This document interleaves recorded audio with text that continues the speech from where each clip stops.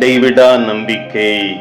ஒரு கிராமத்தில் உள்ள அரசு பள்ளியிலே படித்த 23 வயது நிரம்பிய வாலிபர் ஒருவர் ஏரோநாட்டிக்கல் இன்ஜினியர் படித்து எப்படியாவது விமானப்படைகளை சேர்ந்து விட வேண்டும் என்ற மிகப்பெரிய வண்ண கனவுகளோடு விமானப்படைக்கு செல்லுகிறார். அதற்காக வைக்கப்பட்ட தேர்விலை கலந்து கொண்ட அவரோடு கூட தேர்வு எழுதிய 10 பேரில் இவர் மாத்திரம் தோல்வியை சந்திக்கிறார். மற்ற 9 பேரும் அந்த படைக்கு தெரிந்தெடுக்க படுகிறார்கள். ஆனாலும் இவர் நம்பிக்கையை விட்டுவிடவில்லை. இந்நாட்களில் அவரே தேசத்தின் குடியரசு தலைவராய் மாறிவிடுகிறார். தேசத்தின் முப்படைகளின் தலைமை தளபதியாய் பொறுப்பேற்றுக் கொள்ளுகிறார். அவர் விமானப்படையின் தலைமை அதிகாரியை அழைத்து ஒரு விமானியாய் மாற வேண்டும் என்று சொல்லி ஆசைப்படுகிறார். அவர் ஆசைப்படி 6 மாத காலம் முறையான பயிற்சி பெற்று விமானப்படையின் அந்த விமானத்தை ஓட்டி சாதனை படைத்தார். அந்த நபர்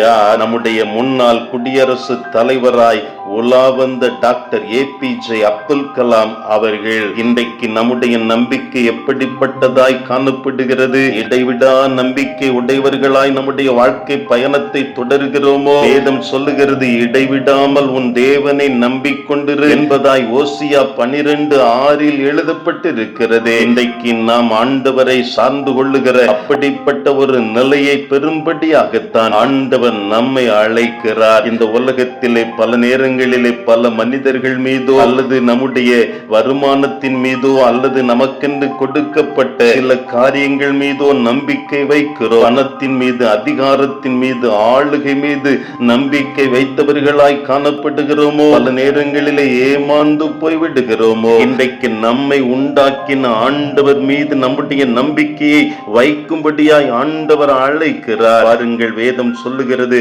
ஆண்டவர் ஆபிரகாமை அழைத்து ஆசீர்வதிக்கும்படியாய் வாக்குத்தத்தம் கொடுக்கிற பொழுது அவனுக்கு வயது 75. ஆனால் அவன் வாக்குத்தத்தம் நிறைவேறுகிற பொழுதோ வயது 100 அவன் எட்டி பிடித்து விடுகிறான். அப்படி என்றால் 25 ஆண்டுகள் இடைவிடாத ஒரு நம்பிக்கை உடைய ஒரு பாத்திரமாய் வாழ்க்கையிலே பயணித்ததின் விளைவாய் ஆண்டவர் அவன் மீது ஒரு உயரிய மரியாதை வைக்கிறாரே. இன்றைக்கு நம்முடைய வாழ்க்கையிலும் எப்படிப்பட்டவர்களாய் வாழ்ந்து வருகிறோம்? ஒருவேளை மறுதலிக்கிற ஒரு பாத்திரங்களாய் காணப்படுகிறோமோ? ஆண்டவரை முழு இருதயத்தோடு பற்றி பிடிக்கிற பாத்திரமாய் நம்முடைய வாழ்க்கையிலே நம்மை நிலைநிறுத்திக் கொள்ள நம்மை அர்ப்பணிக்க ஆண்டவர் அழைக்கிறார்.